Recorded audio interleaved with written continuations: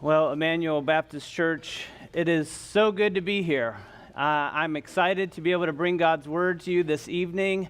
I've been so blessed by the relationship that your church has worked to forge through their pastors fraternal. Our church has been blessed by quite a few men from your church coming to fill pulpit for me when I've been on vacation or gone, and so we've been able to hear the word brought forth by your own members, and so it's good for me to be able to come here and return the favor. We're going to be looking at Psalm 139 this evening, and so you can go ahead and turn there. And while you're turning there, I need to tell you a little bit about myself or something that happened to me. When I was 15 years old, I bought my first car. I paid $900 for it. It was a 1981 Toyota Tercel.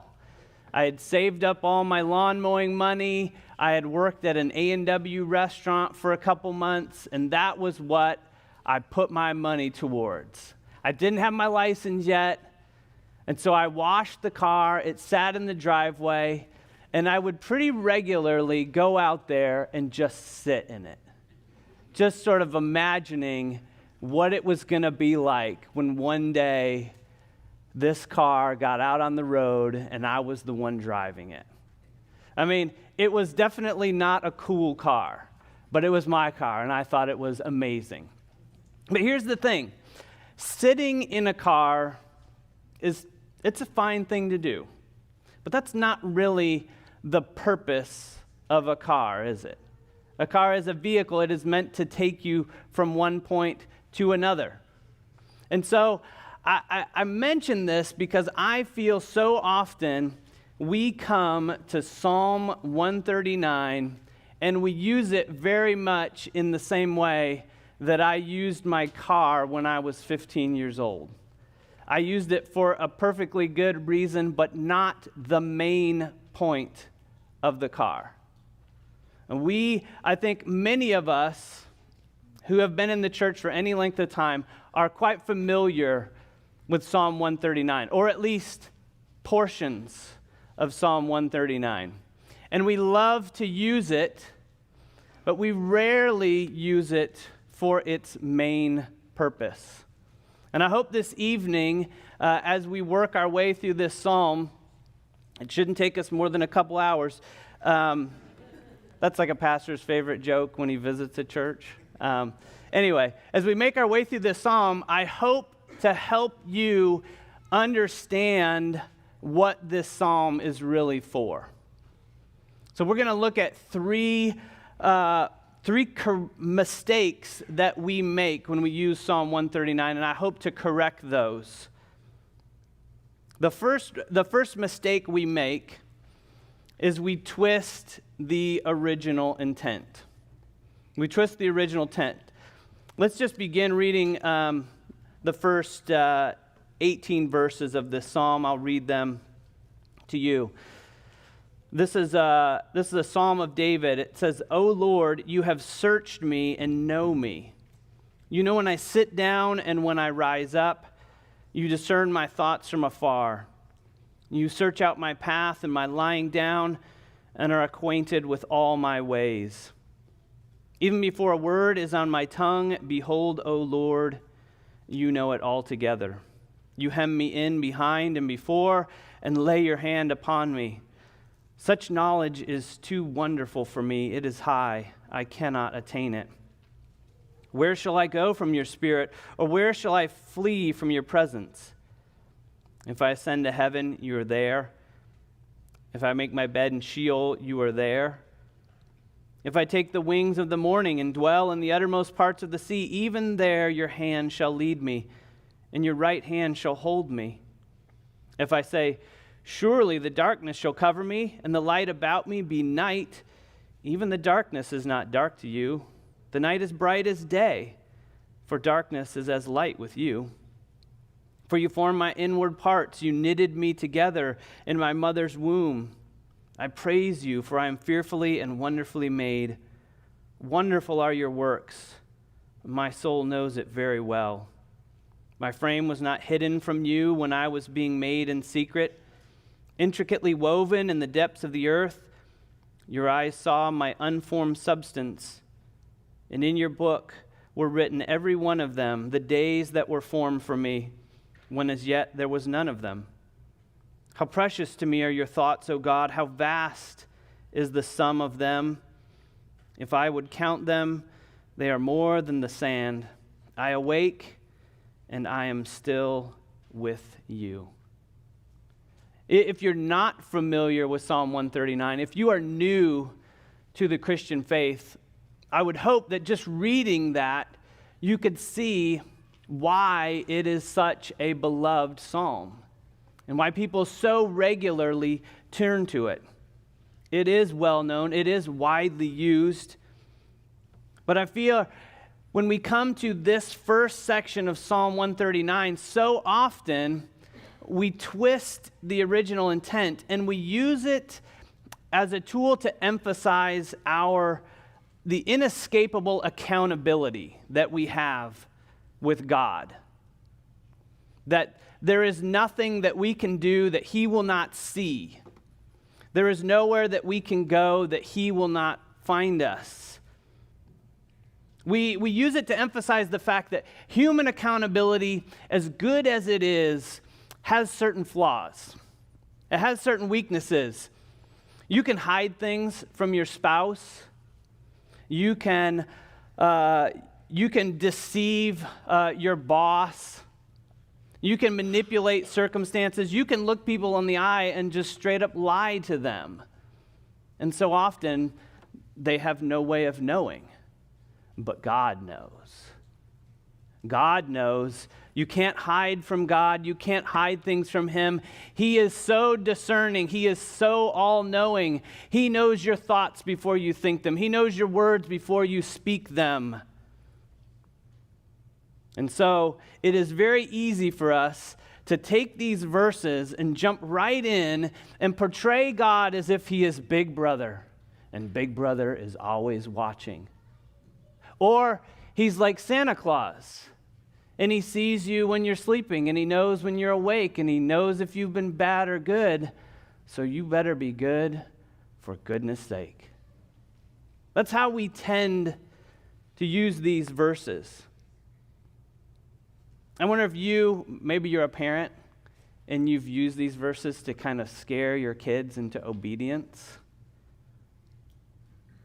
God's watching you. God sees you.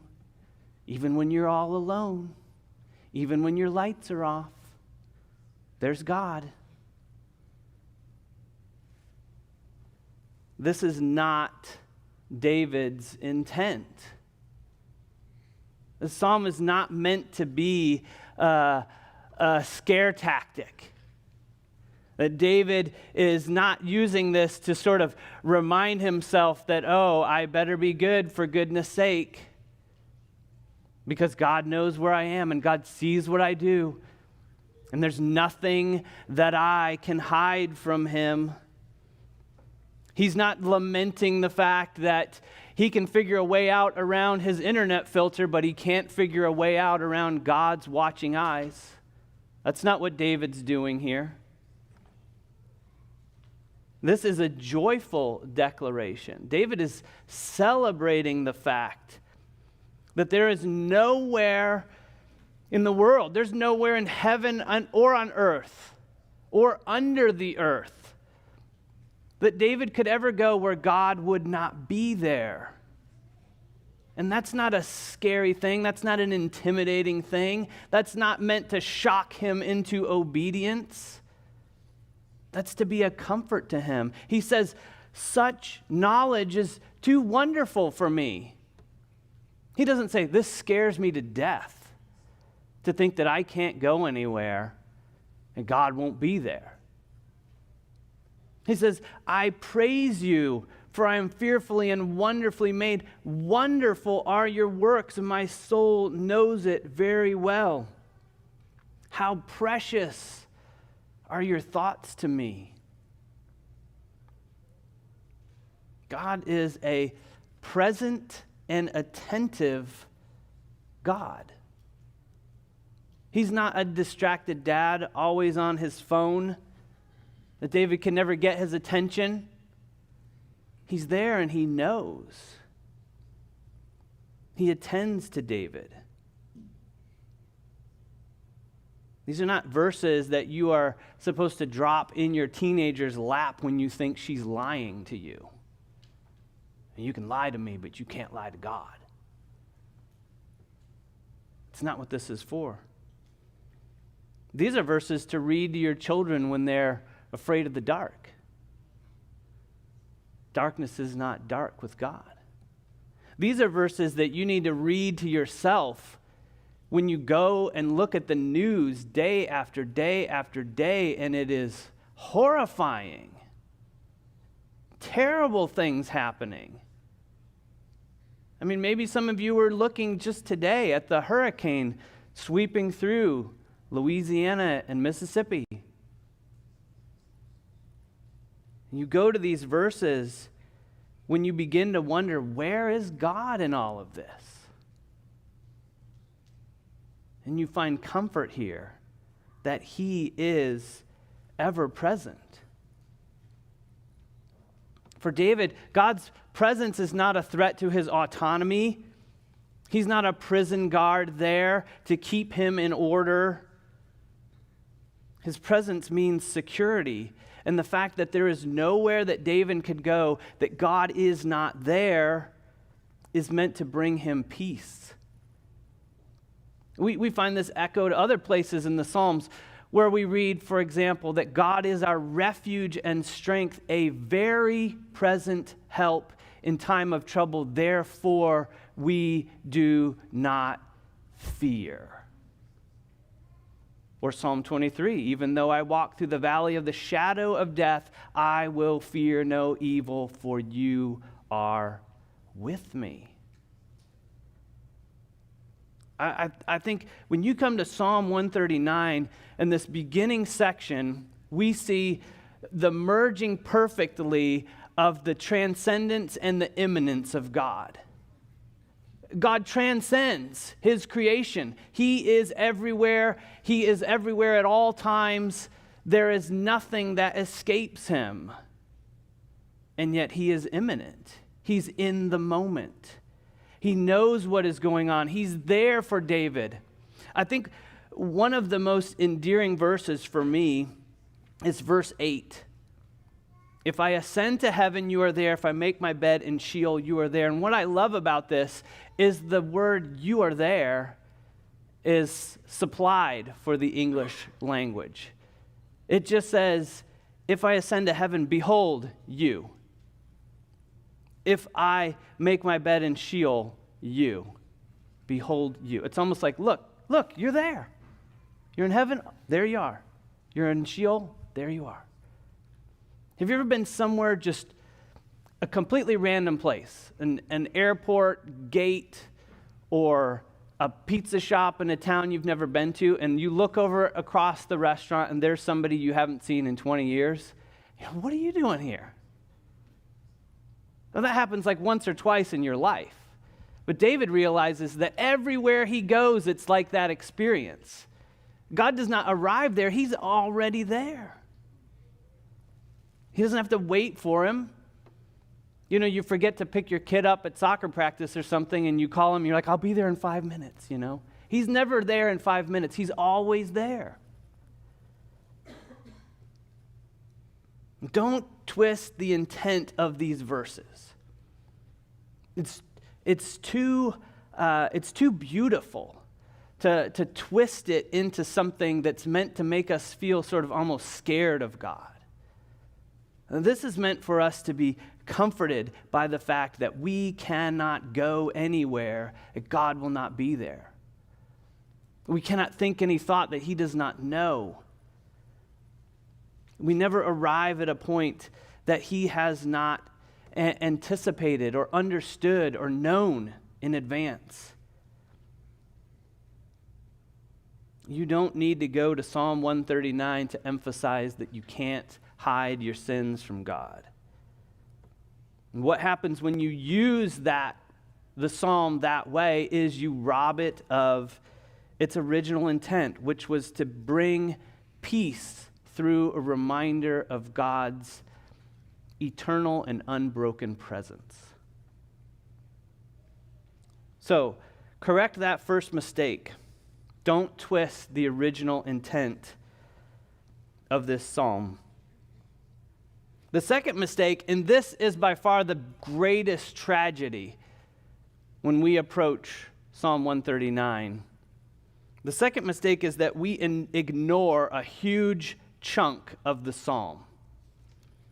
There are verses in this psalm that many of you might not even realize are in this psalm. Verses 19 through 22 rarely, if ever, enter our mind when we think of Psalm 139. For us, it's as if they do not exist. You guys heard of the Jefferson Bible?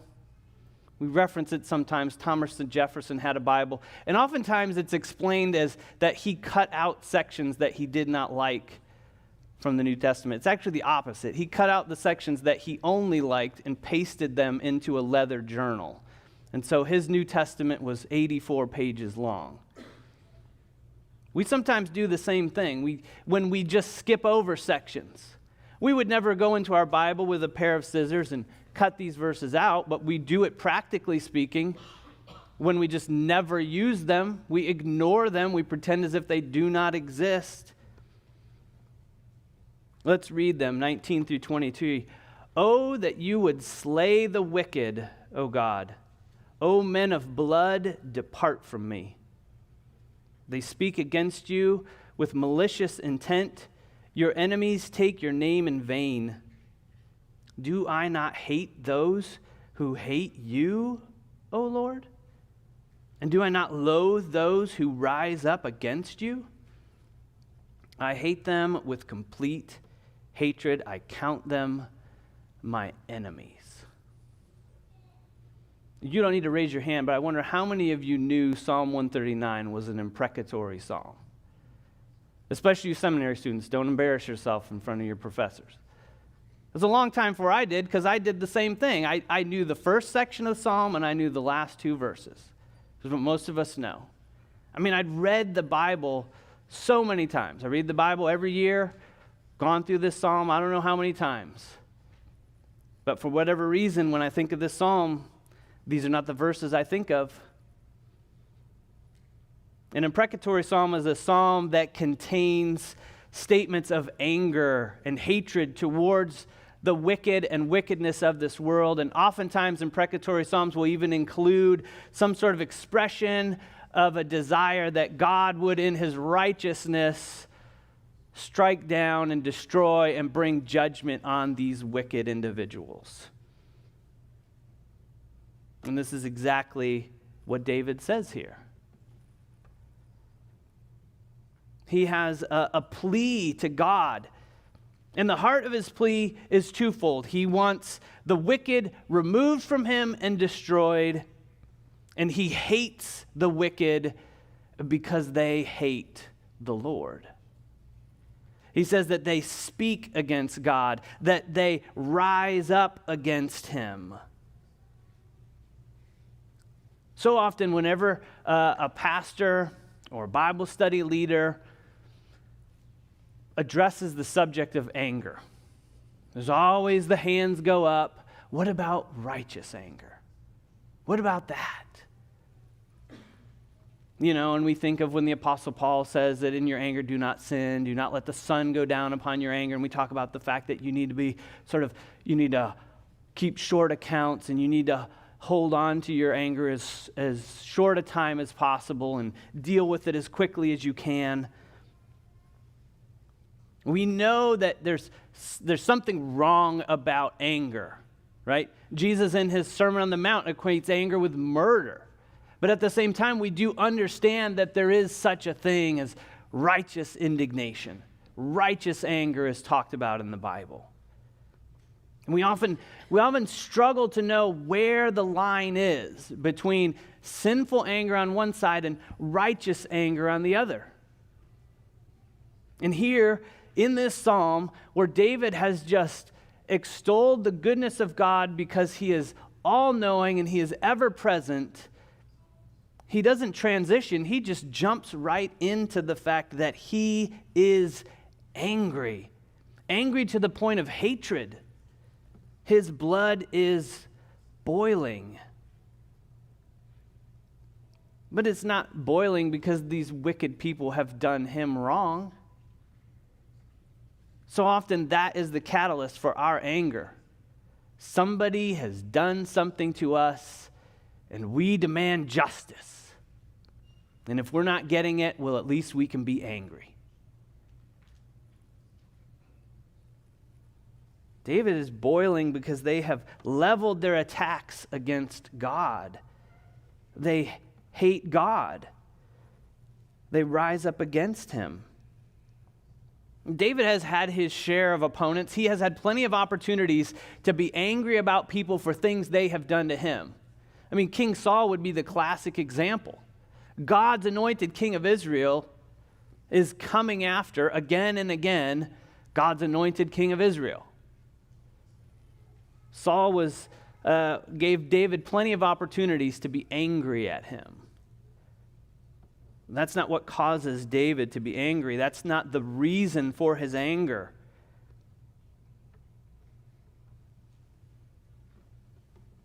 This is righteous anger because David is angry at the injustice in the world done by sinful men and women towards a holy God. If you ever wonder about righteous anger, I think this gives us a wonderful framework for what that should be. God is holy. That is to say, God is perfect in every way possible. In him is no wrong, and he does no wrong. And to be indifferent towards him would be bad, but to be actively opposed to him is unbelievably wicked. Anyone who understands the helpless and fallen condition that we are in, anyone that understands that left to our own devices and our own sinful nature, knows that we too would have our hand against God were it not for his grace. We would be his enemies were it not for his love towards us through his Son, Jesus Christ. We who have received that grace, the grace of forgiveness of sins, the grace of being adopted into the family of God, not because we got our act together, not because we finally saw the light and we realized who God was. No, we received that gift because God sent his Son to stand in our place, to shed his own blood for sins that we committed, so that we might be saved from the pain and the penalty of those sins and might receive in exchange for that the perfect righteousness of Jesus Christ. And if you understand that, if you understand the hopelessness that we had, and yet the great hope that is now ours because of God's love for us, then you too should respond in anger when sinners rise up against a holy God. You should really have within you two conflicting desires. You should have within you a desire to see those wicked sinners come to know the same salvation that you, a wicked sinner, have come to know. And you should also have the desire within you to see that all those who reject Jesus Christ, who reject God's salvation, would come to receive the just punishment of eternal wrath and damnation for rebelling against God. In other words, you should have within you the same type of anger and hatred towards wicked, sinful people, not because they rise up against you, but because they rise up against a holy God. It's tragic that these verses are ignored. because these are the heart of this psalm. Without these verses, if we were to pull a Thomas Jefferson and just sort of cut the verses out around them and paste those in our little notebook, we would really miss the full scope of what David is communicating in these psalms, in this psalm. If we just take the familiar parts, the psalm doesn't really make sense. Which leads us to the final mistake that we make when we come to Psalm 139, is that we strip the verses from their context. Ignoring verses 19 through 22 necessitates, or by necessity means that we isolate the other verses from their context. Specifically, when we come to the last two verses, verses 23 and 24. These are two verses that we love to just sort of quote. Search me, O God, and know my heart. Try me and know my thoughts. See if there is any grievous way in me, and lead me in the way everlasting. Now, if you've never been to a seminary class on exegesis or something, I'm going to let you in on a secret. One of the things that they always do in the first class, when you're a budding young seminary student, is they always tell you that there are 3 keys to proper biblical interpretation. And those keys are context, context, and context. And seminary students, they write that down in their notebook. Oh, that's really good. And sometimes they say, context is king. Or if you're really clever like D.A. Carson, you say that a text without a context is a pretext for a proof text. And seminary students eat that stuff up. They love it. And that's exactly what we do with this psalm.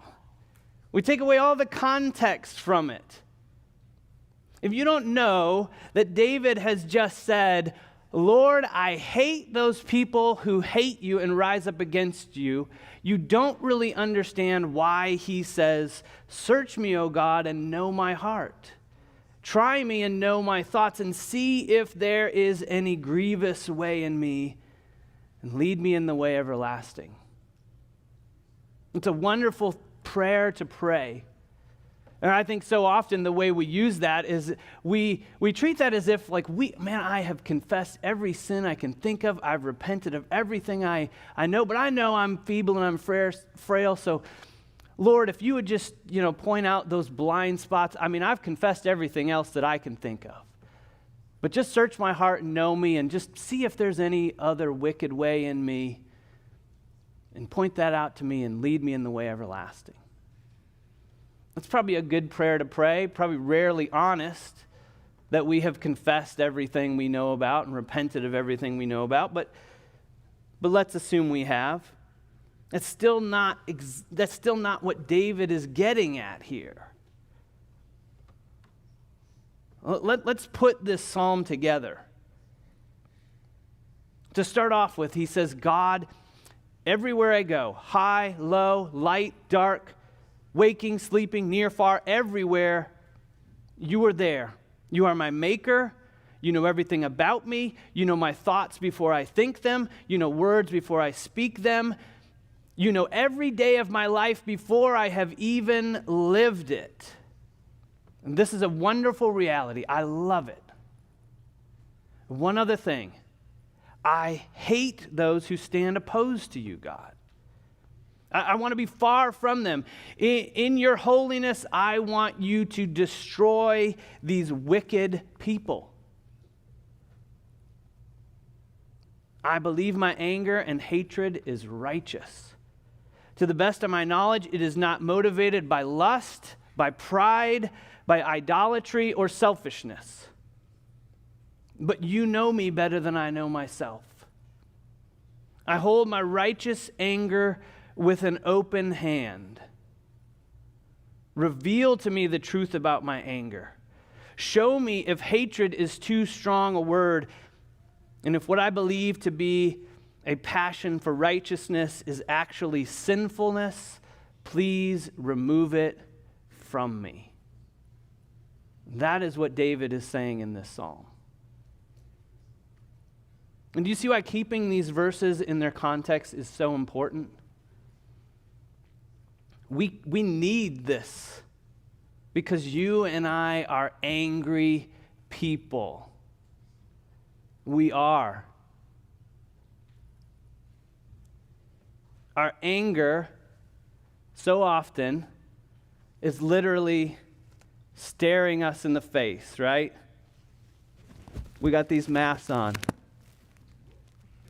How many of you 2 years ago thought you would have a passion about face masks? Whether you wear them or don't wear them, whether you have to or you don't have to, whether you can. But we don't just have opinions about it anymore, do we? We are passionate. And we get angry. And that's just one example. The thing about anger is because it does flow so passionately, we hold on to it with strong grip. It is not just an opinion, this is a conviction. And we tend to believe that everything that we are angry about is a holy and righteous anger. And if God was here right now, he would be agreeing with me. That everybody who sees it differently than I am is wrong and deserving of the wrath of God. To disagree with me is to oppose the holiness of God. Do you understand that? Here's what we say a lot of times. If you don't understand why you're wrong, then you don't understand the gospel. You ever heard that? That's how we try and attach our opinion, our anger, our whatever, and justify it by saying that, this is a gospel thing. This is a holiness of God thing. We throw around buzzwords like woke and SJW, and we get angry. And we are sure that God is on our side. And when the passions of anger are washing over you, it can be very difficult to discern whether your anger is sinful or righteous. You don't have the perspective to make that call oftentimes because it is so close to your heart. It is something that you feel deeply about. You are moved by it. And this is such an amazing reminder to us that if you truly believe your anger is righteous, then you will gladly hold it forth before God and say, tell me if I'm wrong. Tell me if I'm wrong, and if I am, please help me to let it go. That's the key part, right? Because being told you're wrong is one thing, and letting that anger go is something completely different.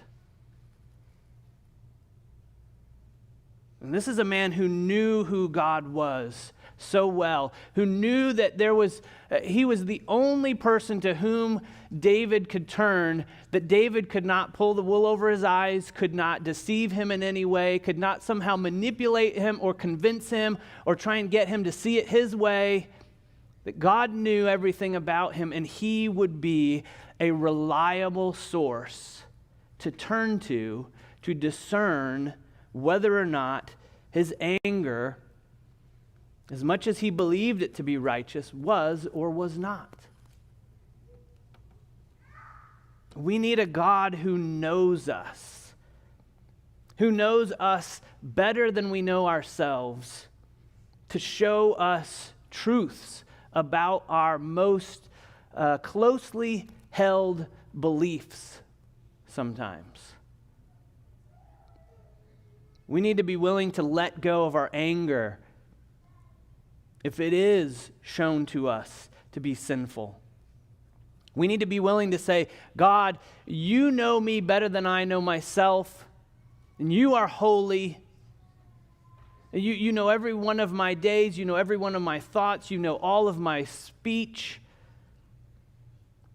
You are the most reliable source of truth when it comes to discerning the realities of my own heart. Please show me if I'm wrong. Help me to do what is right. Let's pray. Dear Lord, I thank you so much for this psalm. I thank you for the truths that it contains. And thank you for the beautiful picture that David paints at the beginning of your nearness. That you're not only near to us personally, but you are near to everyone. Because you are everywhere. You know everything about us. You know more about us than we know ourselves. We thank you also for David's passion for your holiness, his desire to see the wicked who stand against you be opposed. In many ways, reflecting even the anger that Christ showed in the temple towards money changers and tax collectors, men who would pervert the holiness of God and the worship of God. And we thank you also for David's sensitivity to his own weakness, his own blindness at times to the condition of his heart, and realizing that as strongly as he felt about this anger, there still remained the possibility that he was wrong, and that you, being the all-knowing and ever-present God who is both loving and holy, was the best and only source to expose the realities of his own heart. And may you help us to hold even our most closest convictions open to you, allowing you to search our hearts and expose the sin that we may be holding, especially in the domain of anger that is so closely tied to our passions that we cling so tightly to and are often so convinced that we are wrong, that we are right, and would never believe that we could be wrong. May you help us to hold those angers out towards you and ask you to reveal to us whether they are righteous or whether they are sinful. And if they are sinful, may you give us the strength to let them go.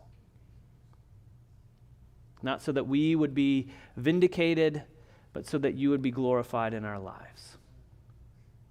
And we ask all this in your name. Amen.